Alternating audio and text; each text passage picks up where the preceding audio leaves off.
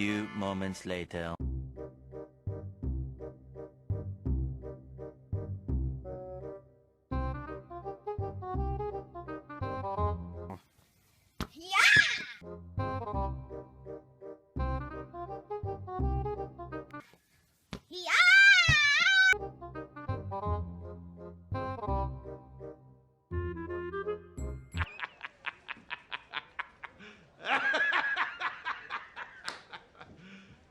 You serious? Alright guys, War Room here.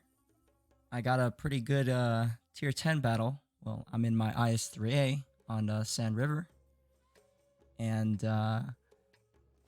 this is probably my best game that I've had in a week or so. And unfortunately my replay files my replays aren't working because of the new patch that just got released. So this is a battle I had today.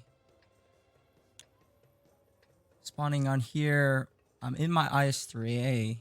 I recently bought this because Wargaming decided to sell this again, and I'm enjoying it quite a lot.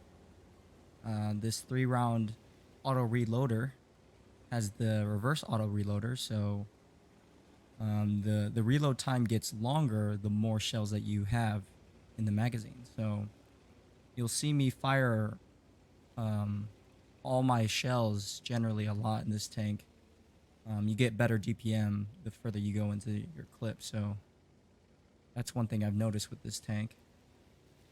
Another thing is that it's quite sluggish. You can see I'm going 26, 25 on this little slope here. I generally like the faster mobile tanks. I think it's more flexible and better. So here on Sand River, I usually like to go to the south on this map on either spawn. I feel like this position right here is very important to win. You can get crossfires onto tanks down here that get spotted. And also you can eventually push down this line if your team wins. Looking on a shot on this bat shed here. Additionally, I was going for this mission here, destroy 3 tanks in 2 games in a row, and I already had one in the previous game, so I really want to do that this game. So you'll see me play a little bit aggressive towards the end as I'm getting closer to that goal. But I understand that at the beginning of this game, especially being a tier 10 game, I don't want to throw my HP away and die too quickly. So right here, I'm going to look for this bat chat as a one-shot. Sorry about that. Fortunately, he's long gone. I see this tortoise trying to feather a shot here. His whole tank is red, slight green there. But he turns his tank to the side and I aim for the back. Get a nice fire there. Almost 300 damage from the fire. I put another shot in.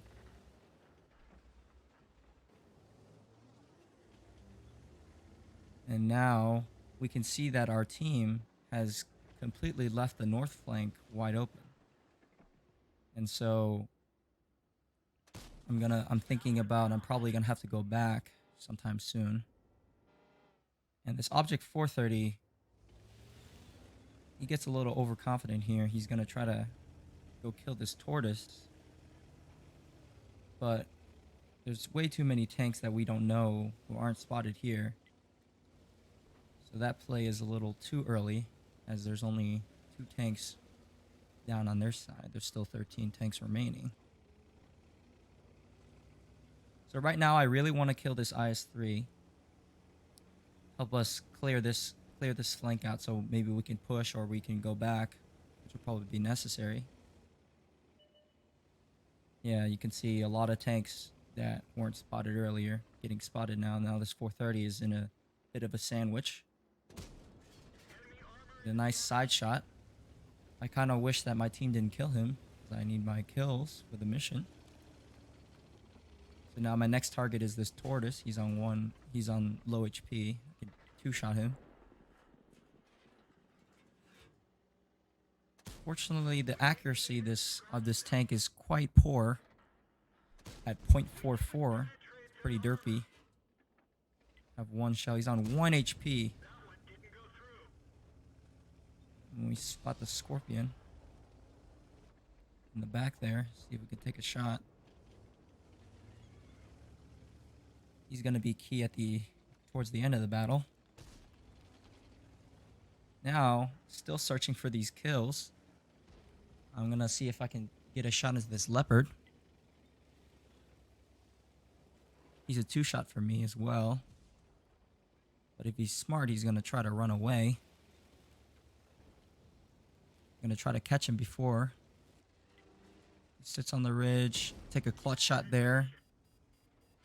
Low roll a little bit. And now I realize I really have to go back here. It's 4 tanks on 3 tanks here. Our TVP is very low on HP. He's 600, and it's pretty valuable for a team. You can see me here still thinking about trying to kill this Leopard. I really want this mission. I've been trying to do this for a while now. But I'll slowly realize that we really have to go back and deal with this falling flank in the back there.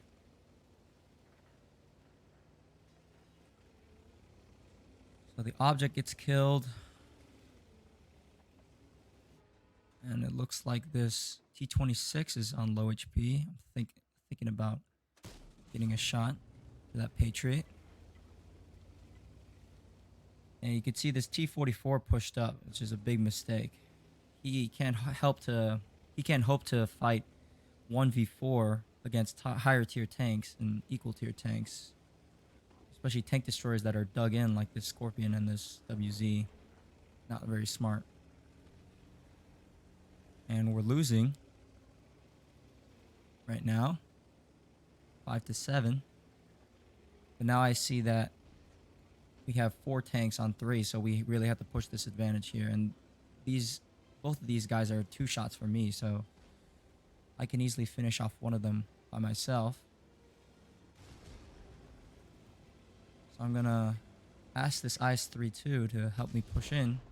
He double shots that other IS3 or IS2, and then accidentally dump a shot into that 110. I really wanted to get that kill for my mission. Now there's only 5 tanks remaining. And the EBR and the enemy team finishes off our IS3a. And he pings the corner saying that he's still there. And based on who's remaining on the tanks on both sides, this Leopard, he's a 1-shot. He's a big threat. He's got good view range. But this EBR will really is my primary goal. If we can kill him, I think that we have the best chance of winning this game. So this Sturv goes out, and he kind of makes a big mistake, being a tank destroyer that needs to go into siege mode, and this full health EBR is very, very fast. Just needs to fire 2 HE rounds, and we'll probably finish him off. So I go here, try to help my teammate out, get a good shot here. And then take a few bad shots here, but this EBR is just very difficult to hit. I thought he was gonna turn right there.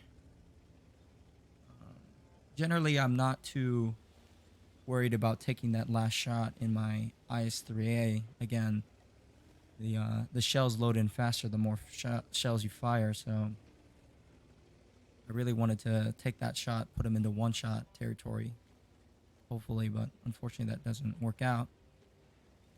And now my plan is, it's a 2v4, and I really want to hopefully get Artie safe, and I'm thinking about this location here will provide me some good cover. And I also want to get some distance between me and this EBR. I don't want him to run rings around me. I get spotted there, so I'm assuming that the EBR is probably here. Pushed out again. Dodge a shot from the GW E100 there. Here I'm thinking about maybe using this bush to set up an ambush, but then I think against it because I really want to get more distance. And if I can get this high ground, it'll slow the EBR down from being able to flank me. And there's only two places that he could approach me from, right? The spot from the north and the opening from the south. So as I'm making my way up here, I'm still focusing my turret over here because I think he's going to poke up here. Yep, and he gets spotted. He takes 2 shots. Turn around. Our leopard finishes off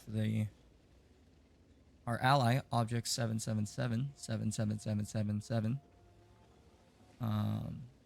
And now I really want to kill this leopard. He's a one-shot, so you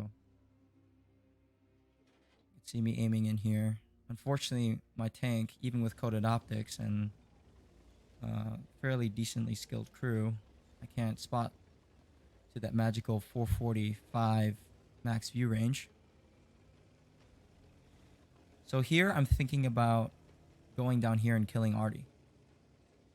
Again, I think this battle is probably lost. 1 versus 4, and I have 0 kills towards my mission. And then the EBR was trying to do a little flankaroo, runs into the wall, big mistake there, and I finish him off. So now I'm thinking much more optimistically about this battle here because I killed probably the biggest threat on their team.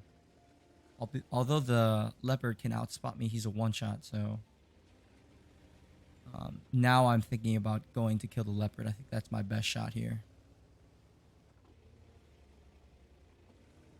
Additionally, I don't want to push on their base because I know my tank is too slow. I won't be able to come and reset, and there's only 4 minutes left in this battle.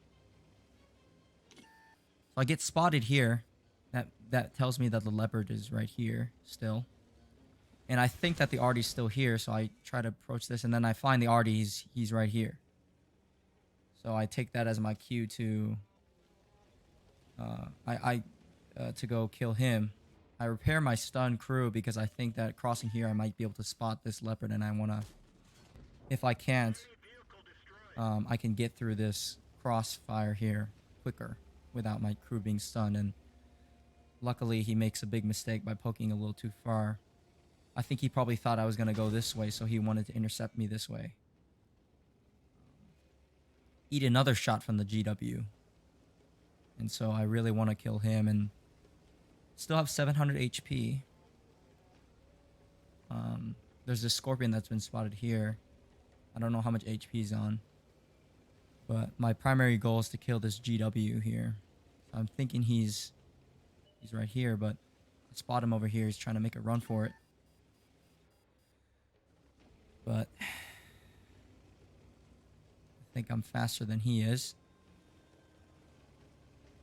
So I'm really worried about him going across this ridge because I think the scorpion probably relocated up to here and he'll have shots on me while I finish him off. But he turns around. I missed my first shot. I really have to make these next 2 shots count. Hit this second shot, and then finally finish him off. So now I got my mission, so I'm really happy there. But I'm really worried about this scorpion going and capping my base, and I won't have enough time to reset. Here I ask if anyone's still here and how much HP the scorpion's on. Unfortunately, no one is there to answer my reply. You can see there I switched to HE ammunition because the scorpion's on a very lightly armored tank, and I think that my HE rounds will be enough to just splash over his tank and do a lot of damage. So here I make the decision that I want to go to him, take the fight to him, because I'd rather draw, because you need 1 minute and 40 seconds to cap the base. So there's not enough time for him to cap. So now that that's out the question, I really want to just go to his last position and see if I can step in the cap, get him to come out, and let's not draw this battle.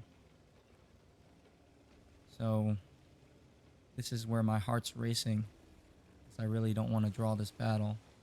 It's a really great game already. 3,700 damage done and 3 kills. Now counting down to 50 seconds. Now I'm just thinking, where is this scorpion? If I was a scorpion, I would sit up here, maybe. Or be here. But obviously he's not there because we would have gotten spotted. So I'm thinking he might be still there. I don't know. Pushing up a little bit here. And now I'm thinking it's probably a draw. And then he gets spotted. And he doesn't move. Unfortunately, he's AFK. So really nice roll there. And big shot finishes him off in 2 shots. And fire off the last shot in celebration. So let's take a look at the post-game stats here. All right, we're here in the post-game stats. This was only a first-class mastery badge game. So I wonder what you need to get an ace. People must be having amazing games in this IS3a tank. We made 128,000 credits total, but you're going to see we fired a lot of ammunition this game. We had 5,100 experience and 25 bonds, probably from a mission. We can see that we have 5,000 damage as well. Here we can see that we had 4,942 damage, 4 kills, did our mission. 1,500 base experience, this is pretty good. Got fire effect, fire for effect, bruiser, and fighter. We can also see that the TVP had a really good game, 5,000 damage, 3 kills. And, you know, our heavies did pretty well too. And then their enemy GW E100 had a really good game, 5,000 damage. I find that artillery does really well on this map. There's not really much cover that you have against artillery on this map. Let's see here. We shot 24 shots, 17 direct hits, and 13 penetrations for almost 5,000 damage. You can see that most of those were from short quarters because this tank is not a very good sniper. And we made 75,000 credits. We would have made 32,000 if we didn't have a premium account. So this tank is a pretty good credit maker. And it's pretty fun as well. And this was almost the max 15-minute battle. You can see here. But yeah, this was a really good game. I think my biggest takeaway from this game is that because I was going for my mission initially when I was thinking about going back, if I wasn't concerned about doing the mission and shooting the leopard and shooting the tortoise, I probably would have gone back earlier to help my team out. And I think the battle wouldn't have been as close, but these missions are really getting to me and, you know, sometimes changing my playstyle for the worst. So I think Wargaming might want to rethink about some of these missions. But again, I mean, these reward tanks are very good, right? So like I'm trying to get the Object 70 or 279E, which is a very powerful tank, and you can see why a lot of people are trying to grind for these. But I see that it sometimes has a negative effect on how people play in general in the game. So I think that's one thing that Wargaming might want to look into. Another thing I want to ask you guys is, what do you guys think about the IS3a? And what is your favorite tier 8 tank or tier 8 premium tank? What tank do you think that is the best credit maker, right?